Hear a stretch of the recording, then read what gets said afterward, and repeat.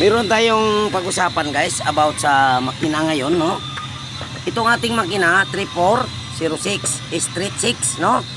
Pag-usapan na 3408 ay B-type yan, Caterpillar, no? Ito, ganito. Itong makina na to, pag nag-a-adjust kayo, minsan guys, ang ibang makina mauna yung intake. Minsan guys, mauna yung exhaust, no? Depende yun sa estilo ng makina, no? Ganito. Pero ang ikot niyan, hindi yan clockwise. Ano yan, forward. Yun, no? Pag ganun, paharap, harap mo ang ikot ng makina. Okay, pag nag-a-adjust kayo ng makina, pag-usapan natin adjustment ng makina, no? Ganito. Pag nag-adjust kayo guys ng makina, pwede ninyong gamitin na dalawang ikot. Okay, no? Sundin lang ninyo ang itap niyo yung ilock niyo yung flywheel, tapos pangalawang ikot, tap lang naman yung lang flywheel. Ganun pa rin. Yung running mate niyang uno at saka kwan, ipagsama mo na yan. May running mate yan kung mekaniko kayo, no? Ang mag-aaral nito ng mekaniko, dapat ito aaralin niya para maalam niya. Pero kagaya sa amin, na mga luma na at namuti ng buhok, na nagtatrabaho, wala nang problema yon. Kahit unahin pa namin yung gitna, no problem. Okay? Ganito. Ito ang bantayan ninyo. Totoong totoo to. Unang mag-open. Meaning to sila mag-open ng valve, bababa siya, no? Bababa ang fan. Bababa siya ang exhaust. Okay. Pagbaba ng exhaust, ang sunod na magbaba niyan, ang intake. Okay? Pero tingnan nyo guys, ang intake ay nasa harap. Tama? Ito intake. Ang isa na naman, itong exhaust ay sunod niya. Katapat dito exhaust, no? Katapat dun sa intake ito. Okay? Ganito ang gagawin nyo guys. Pagbaba ng exhaust, babalik yan. Okay? Babalik. Pagbalik ng exhaust, bantayan nyo guys. Bababa ang intake. Pagbaba ng intake, tapat nyo yung daliri nyo dito sa push rod. Pag lumuwag na yung push rod, panaiikot ka. Pag lumuwag na, pihitan mo kunti. Okay? Yan, i-adjust mo na sa tamang adjustment. Okay? Ganyan ang procedure ng makina. Guys, wala talagang palpak sa ginawa ko na ganun. Okay? O no? So, ang gagawin nyo naman, pag nag-adjust kayo niyan, sundin nyo ang firing order. 153624. Basta street 6 na makina guys.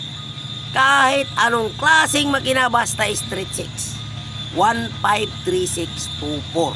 153624. Yung running mate naman, pag-usapan natin sa sunod nating video. Ibigay ko sa inyo yan. Okay? Kung gusto nyo, marami pa kayong matutunan, paki-like and follow and share sa ating video. No? Mag-subscribe naman kayo. Huwag nyo kalimutan para pag may marami akong mga upload at masundan nyo ang aking upload araw-araw. No? Sa sunod natin i-upload about naman sa pag-adjust na in-explain ko ngayon about sa adjustment. Paano i-adjust, no? Okay? Ibigay ko na naman ang tamang adjustment ng clearance ng ating trailer gauge sa inyo. I-upload ko din yan. Ipakita ko sa inyo paano magbilang ng trailer gauge. Okay? Kasi yung iba, hindi nila alam yun, minumorize na lang nila. Memorize nila yung kulay ng kuan o may marka sila, no? Sa trailer gauge. Sa atin hindi, kailangan alam natin na ganyan ang para dapat dyan na i-adjust. Para pag-start nyo guys, tuloy-tuloy ang operasyon at wala talagang sablay ang trabaho nyo. No? At saka yung mga makina, huwag kayong maniwala na sa B-type na ang number 1 ay nasa puwet. Huwag kayong maniwala yan ha. Nasa puwet ang makina. Meron sa akin nag-explain na ganon. Mekaniko din sila pero ayaw ko naman makipagsagutan. Sabi ko, sige lang pare. Sabi ko, ang importante pare, ang ginawa natin ay umaandar at ipalabas natin ang tama na operasyon sa makina. No? Yung sabi niya, hindi, doon, sige. Hindi na tayo magsagutan pare, kaya magsagutan tayo niyan, hindi maganda, kaibigan tayo. Pabayaan mo na yon. Kung ano yung nasa isipan mo, ituloy mo na lang yan. Pero ang totoo guys, ito na. Ang number 1 ay nasa harapan. Okay? Sa B-type yan. B-type man yun. Basta B-type, B12, kaliwa guys. Tandaan nyo yan. Pero pagka masundan niyo lagi ang aking kuhan, vlog, no? Pag may mga katanungan kayo, lagay nyo sa baba, mga comment nyo. Ibibigay ko sa inyo ang video. Okay? Di na natin patagalin ang ating video. Magbabay na tayo at God bless sa lahat ng mga vlogger. Bye-bye! Paki-like and follow, like and share. Okay, bye-bye!